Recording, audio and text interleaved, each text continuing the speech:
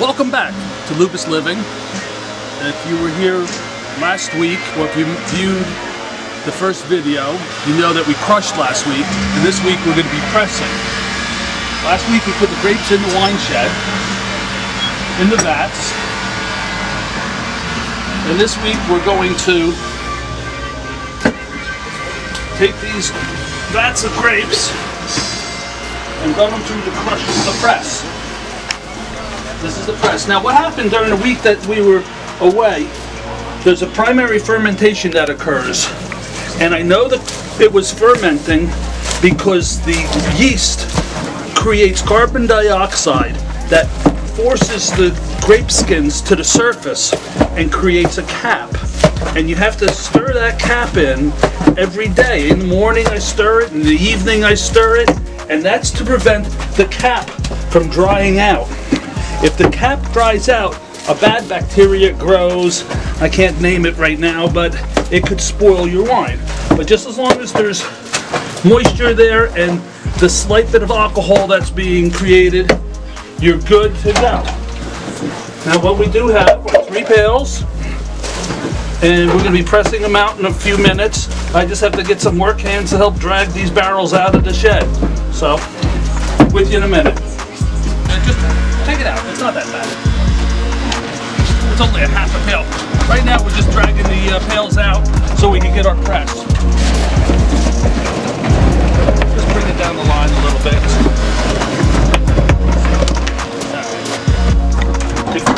I can get this.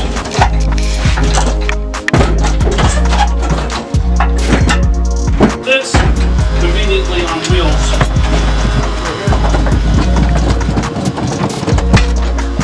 We are.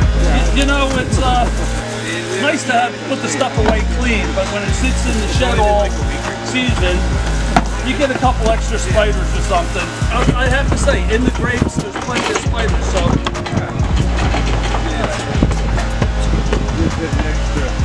Might as well rinse her down. Nice. Where did you get those wheels from? On the side of the road. It was one of those old railway carts. Yeah.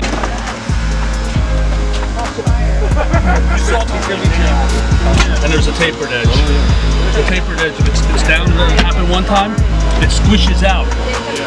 I'm putting the cage back together, and then we have our pails over here.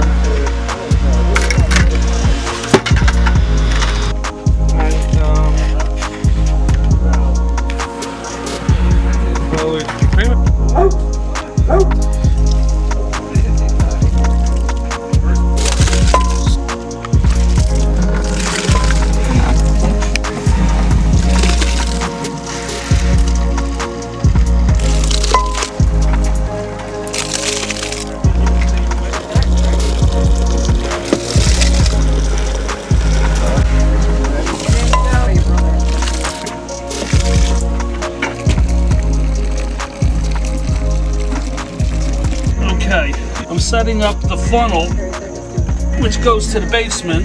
We pour the wine in instead of carrying it down. Usually I have hose clamps. I don't know where the hose clamps are, so let's see if wire tie works. I'll just give it a couple twists on this, and for the most part we should be okay. Okay, so that funnel was connected to the tube outside. And Tom outside is going to start pouring wine in. Hey Tom, you can pour! You have walkie-talkie? We communications right? G. Oh, here it comes, yeah. So, wine is coming through the tube. You know, 14 gallons comes down the stairs pretty quick. You know the pail that they're pulling the grapes out of? There's a label on it. If I hold the tube up like this, it flows better. If it sags down, there's a little bit of delay in the flow, which sometimes backs up in the funnel. I don't like being down here watching the wine come in, so the workforce outside is taking care of most of everything else.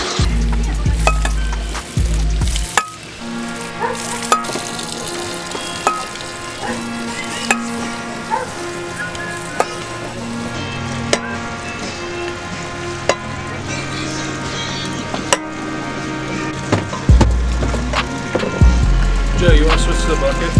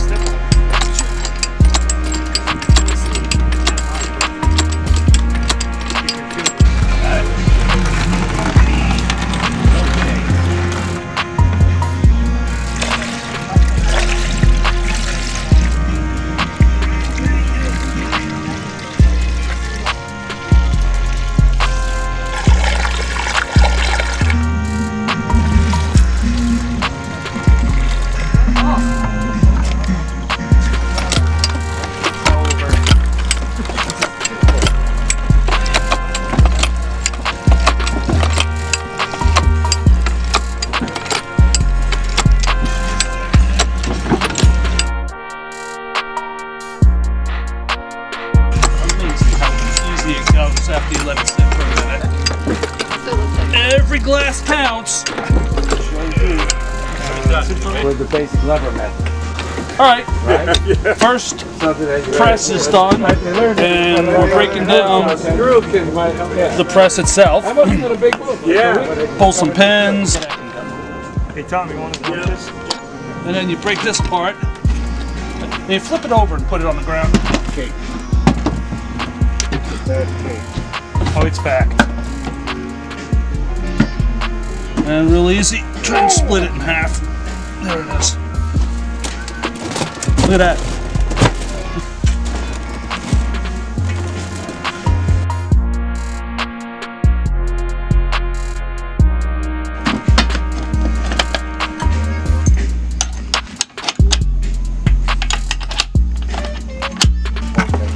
That's winemaking Lubas living. It is pretty cool. Next week I want to do the bees again. It comes off of the pail and it goes down on the jug in the basement, so keep track of what's going on. See, this is a lot of the processing that I have everybody else over here doing. It's fun, you know. This is when the juice starts flowing, and you know another year of winemaking is well underway. It's an important part of life, if you ask me.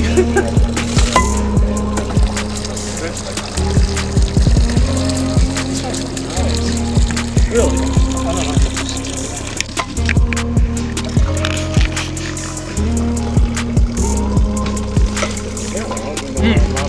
It's good. Grape juice. Can you?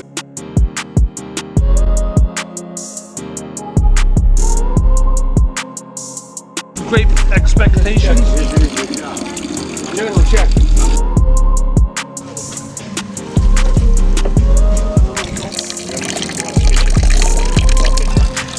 Try that.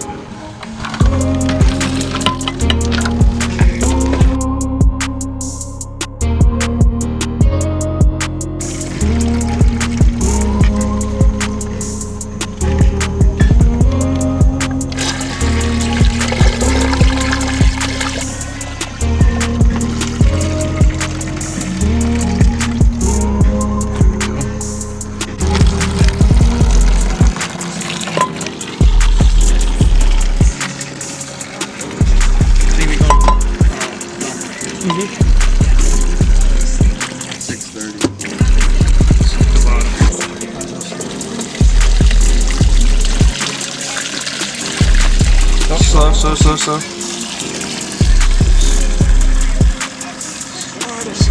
Yeah, it's okay.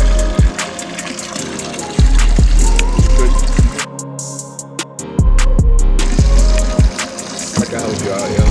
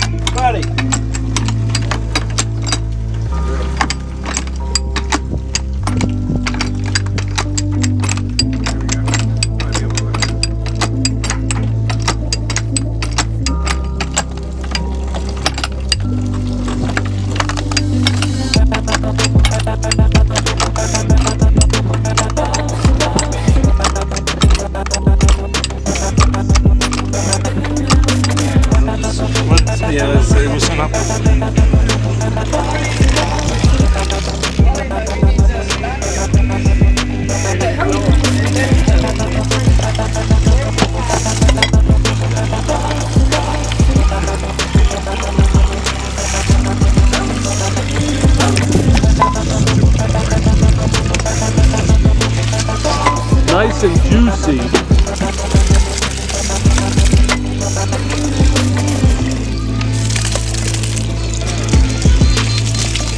You can pour away. Yeah. Get up to the. We're loving good flavorful variety. Yeah. Why try the others? But these have young and rich and full body. Okay. White wine or the purple ones.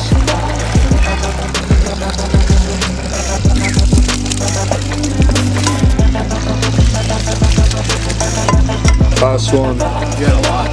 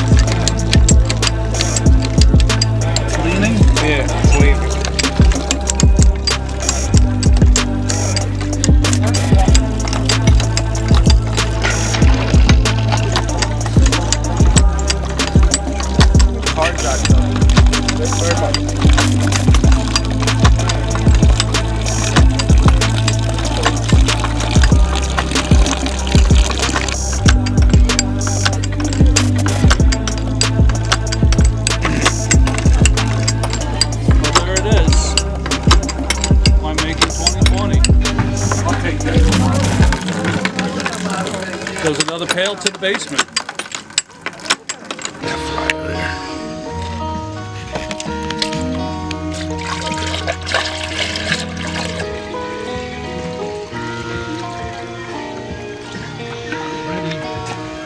Okay. Good. Pressing 2020 complete. You turn the key around and it releases the ratchet. As soon as it's loose, you remove the pole. This stows neatly up front here. There it is. Just spin it. Blocks come out. See, this is one thing that somebody put together a little incorrectly. When you put your first blocks across the top board, you want to span it this way to cross these plates. When you go this way, you crush the handle and you tilt it more. So just a little something. Every little bit matters. Okay. Yeah, sheesh, that's a lot of grape. Break it in half. Toss it along.